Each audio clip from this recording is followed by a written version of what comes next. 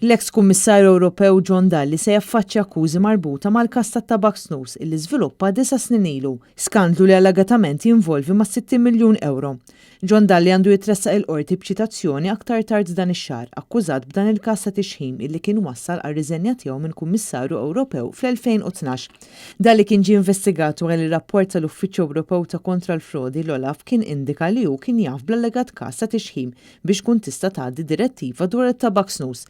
Fis-26 ta' Settembru tal-2013 f'xhieda li kien qed jagħti fil-każ kontra negozjant Silvio Zammit, l-eks kummissarju tal-Pulizija John Rizzo kien qal b'mod ċar li jrid iressaq lil John Dalli l-qorti.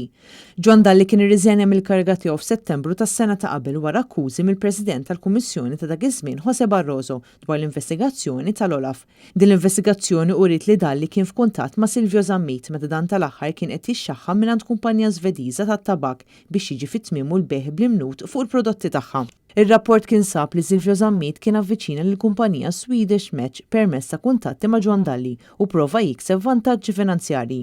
John Dalli huwa mistenni jitressaq quddiem il-Maġistrat Caroline Farrugia Frendo nhar il-ġimgħa 17 ta' Settembru.